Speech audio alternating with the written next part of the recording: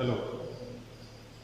आज हम लोग जो टॉपिक अपना चल रहा था चैप्टर वही है इलेक्ट्रिक करंट।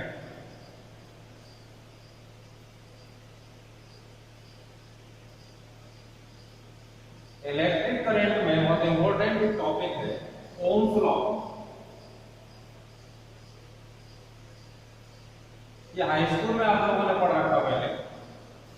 ओम्स लॉ क्या है? तो किसी भी चालक की यदि भौतिक अवस्थाओं में परिवर्तन ना किया जाए तो चालक के सिरों पर लगाया गया विभवांतर तथा उसमें बहने वाली धारा का अनुपातिक नियतांक होता है। ये आप लोगों ने पढ़ रखा है। इसको इस प्रकार से समझ सकते हैं, मान लिया एक कंडक्टर ये है,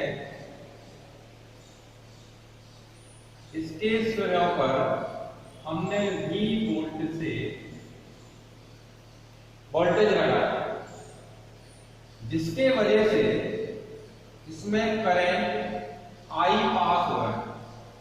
अब चालक की भौतिक अवस्थाओं में परिवर्तन से मतलब ये है कि ना तो चालक गर्म हो रहा है और ना वो ठंडा हो रहा है, ना फैल रहा है ना सिकुड़ रहा है। इसकी भौतिक अवस्था में कोई परिवर्तन नहीं हो रहा, तो V प्रोपोर्शनल I होता है, यानी वोल्टेज को जैसे जैसे हम बढ़ाते जाएंगे तो इसमें बहने वाली करंट जो है उसकी वैल्यू भी बढ़ती जाती है। अगर इसमें इक्वल का मार्क लगाएं तो R आता है और यहाँ हो जाएगा I, जहां R जो है इस कंडक्टर के लिए रेजिस्टेंस है यानी प्रतिरोध है। इसके आधार पर हम ये कह सकते हैं R equal V upon I, और इससे भी हम लोग जैसा कि अभी हमने परिभाषित किया था ओम्स लॉ को, वैसे इसको परिभाषित कर सकते हैं। अब बात आती है इसकी कि ये ओम्स लॉ क्यों कहा जाता है। ध्यान देना, इसको सन 1828 में जॉर्ज साइमन ओम नामक वैज्ञानिक ने इसको दिया। इस वजह से उन्हीं के नाम के आधार पर इसको ओम का नियम के नाम से जाना है। अब इसके बारे में कुछ चीजें हमें और याद रखनी पड़ेगी। एक यह नियम यूनिवर्सल नहीं है। इसका मतलब क्या होगा? जैसे कि हम लोगों ने पढ़ा न्यूटन का सार्वत्रिक गुरुत्वाकर्षण का नियम, तो वह नियम हर परिस्थिति में हर स्थान पर पूरे यूनिवर्स में काम करता है यानी लागू होता है। उसकी तरीके से ये नियम लागू नहीं, क्योंकि ये भौतिक अवस्था पर निर्भर करता है, यानी भौतिक अवस्था में परिवर्तन नहीं होने चाहिए। इस वजह से ये कह सकते हैं कि ये यूनिवर्सल नहीं है। अब दूसरी बात ये आती कि इसके आधार पर हम कंडक्टर्स को डिफाइन कर सकते हैं। कुछ कंडक्टर ऐसे होते हैं जो ओम्स लॉ को फॉलो करते हैं, यानी ओम के नियम का पूर्णतः पालन करते हैं, तो उनको हम ओमीय कंडक्टर कह सकते हैं। उससे सर्किट जो बनाएंगे उसको बोलेंगे ओमीय परिपथ या ओमीय सर्किट। इसी प्रकार से अगर कुछ ऐसे सर्किट तैयार किए जाए जिनमें ओम के नियम का पालन नहीं होता तो कहा जाएगा कि वह परिपथ अनोमीय है, यानी उसमें ओम के नियम का पालन नहीं हो रहा। जैसे टॉर्च में बल्ब लगा है, बल्ब में फिलामेंट लगा है, तो फिलामेंट में ये देखते हैं कि जब उसमें करंट फ्लो होता है तो फिलामेंट ग्लो करने लगता है, यानी बल्ब का फिलामेंट जो है वो चमकने लगता है, उसमें से प्रकाश निकलने लगता है। तो उसमें ये कहा जाए कि वो फिलामेंट अकेला जो है उसमें भौतिक अवस्था में परिवर्तन हो रहा है, ताप बढ़ गया। पहले ताप नहीं था, लेकिन बाद में जब वो ग्लो कर रहा है इसका मतलब उसमें ताप बढ़ चुका है। इस वजह से उसके लिए हम कहेंगे कि वो अकेला यानी फिलामेंट वाला जो एरिया है वो अनोमीय परिपथ हो गया।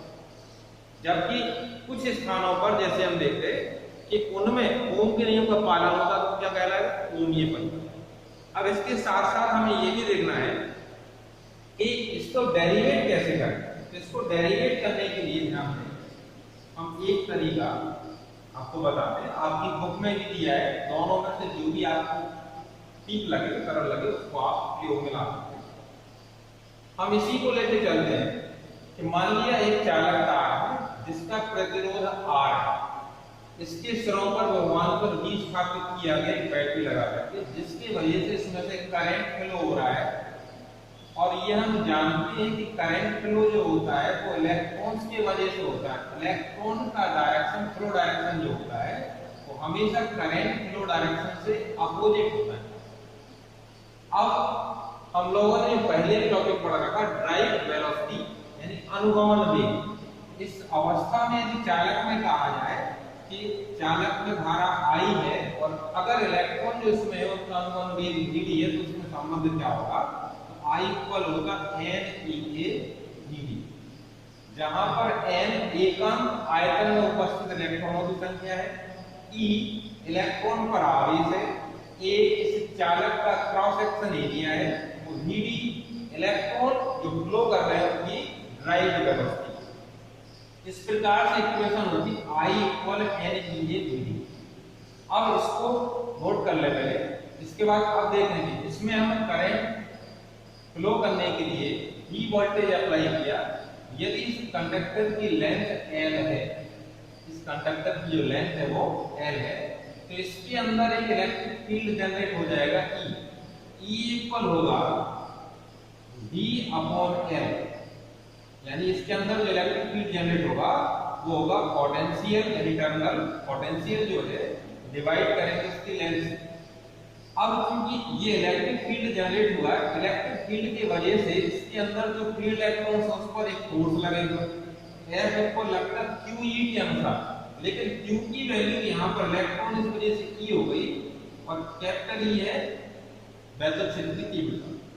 अब हम देखें आगे F इक्वल होगा m, यानी इसके इस फोर्स की वजह से जो इलेक्ट्रॉन में एक्सीलरेशन जनरेट होता वो A होगा, इस वजह से m इक्वल हो जाएगा E इनटू कैपिटल। इससे अगर हम A निकालें तो आएगा small e into capital E by m, या अब यहाँ ध्यान दें त्वरण है ये A है एक्सीलरेशन, लेकिन हमें पता है कि ये त्वरित नहीं हो पाता, केवल कितने टाइम के लिए त्वरित होता है, तो श्रांति यानी रिलैक्सेशन टाइम इंटरवल जो होता है केवल उतने ही समय के लिए इलेक्ट्रॉन त्वरित होता है, यानी जो फ्री स्पेस होता है केवल उसी में ही इलेक्ट्रॉन त्वरित होता है, बाकी क्या होगा उसकी फिर कोलिजन हो जाती है, इस वजह से उसका एक्सीलरेशन पर काम नहीं करता, फिर वो जीरो वेलोसिटी पाता है, फिर उसके बाद फिर से वो अपनी वेलोसिटी को इंक्रीज कर सकता है। यानी ये है कि जो हमने लास्ट में बताया था पहले आपको उसके पहले वाली वीडियो में कि इसमें dd जो है वो अनुगमन वेग है, तो अनुगमन वेग जो लागू हुआ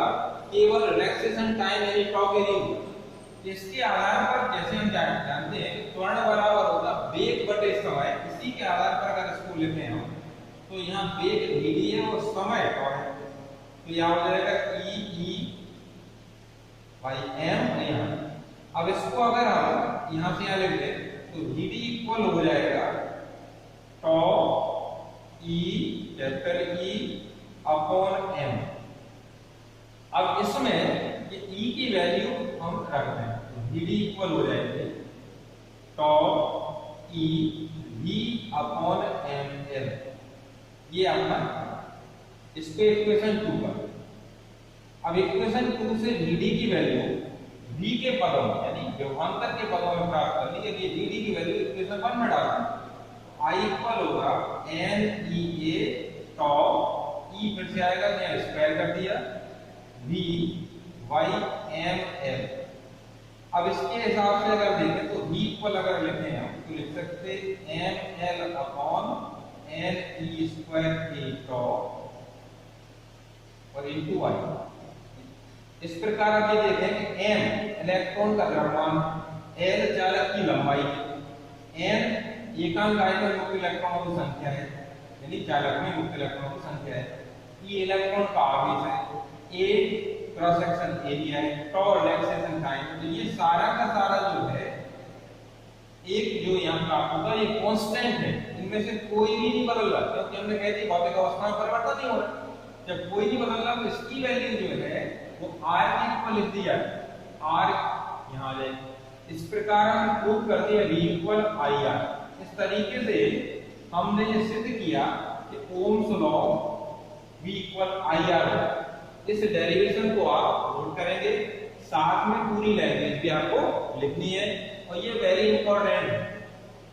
आज हम केवल इतना ही टॉपिक लेकर के छोड़ रहे हैं, इसको सभी लोग अपनी कॉपी में नोट कर लेंगे और मैं लैंग्वेज किसको करता हूं। धन्यवाद।